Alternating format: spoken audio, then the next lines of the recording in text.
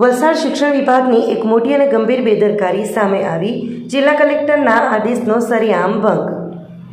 શાળાના આચાર્યોએ બચાવમાં જણાવ્યું કે પ્રાથમિક શિક્ષણ અધિકારી દ્વારા શાળાઓ ચાલુ રાખવાના મૌખિક કે લેખિત આદેશ મળ્યા હતા. વલસાડ જિલ્લામાં ભારે વરસાદ અને રેડ એલર્ટની આગાહીને પગલે જિલ્લા વહીવટીતંત્ર દ્વારા એક દિવસ અગાઉ જ તમામ શાળા કોલેજોમાં રજા જાહેર કરવાનો આદેશ આપવામાં આવ્યો હતો. પરંતુ વલસાડ શિક્ષણ વિભાગની એક મોટી અને ગંભીર બેદરકારી સામે આવી છે. જિલ્લા કલેક્ટરના આદેશનો સરેઆમ ભંગ કરી વલસાડ તાલુકાની મોટાભાગની પ્રાથમિક શાળાઓ આજરોજ ચાલુ જોવા મળી હતી. તંત્રની બેધારી નીતિનો ભોગ વિદ્યાર્થીઓ બન્યા હતા. કલેક્ટરના સ્પષ્ટ આદેશ છતાં વલસાડ તાલુકામાં શાળાઓ દ્વારા વિદ્યાર્થીઓને બોલાવીને અભ્યાસ ચાલુ રાખવામાં આવ્યો હતો.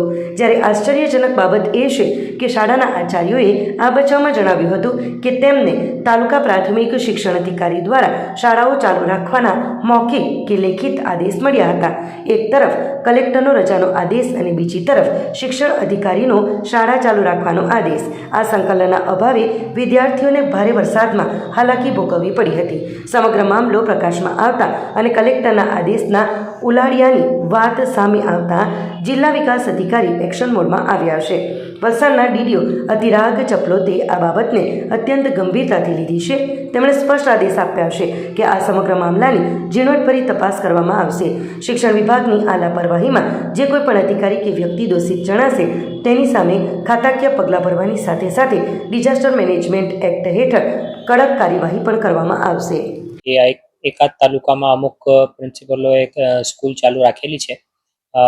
હવામાન વિભાગની રેડ એલર્ટની આગાહી હતી એટલે અમે કાલે આખી શાળાઓ, આંગણવાડી, કોલેજ, ITIમાં રજા ડિક્લેર કરી હતી.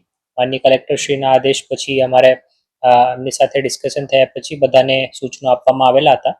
હવે જે સૂચના મળી છે કે અમુક જગ્યા વરસાદ ન હોવાના કારણે અને સૂકો હોવાના કારણે કોઈ પ્રિન્સિપલો ચાલુ કરેલી છે, પણ જિલ્લાનું અગર સેન્ટ્રલ ડિસિઝન હોય એવું કોઈ કરેલું છે તો અમે પહેલાં એમની તપાસ કરાવશું કે એમને ઓર્ડર ક્યાંથી કમ્યુનિકેટ થયું અને કોઈ રેસ્પોન્સિબલ એમાં આવશે, જે બહાર આવશે એના ઉપર જે પગલાં લેવાના હશે એ અમે એમના ખાતાકીય અને ડિઝાસ્ટર મેનેજમેન્ટ એક્ટ મુજબ એમાં જે પગલાં લેવાના હશે એ પણ લઈશું. એનો સ્ટેટમેન્ટ તાલુકા પ્રાથમિક શિક્ષણ અધિકારી તમને આપશે અને સૂચના આપે કે બાળકો જે નજીકમાં હોય તો એમને તમે શાળામાં બોલાવી શકો છો. એટલે આપસી ઉપરની કચેરીઓ તપાસ કરશો તો સ્વચ્છતા તમને પૂરી મળી જશે.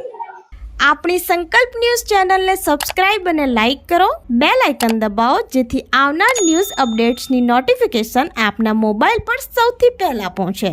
Like, subscribe and share the video.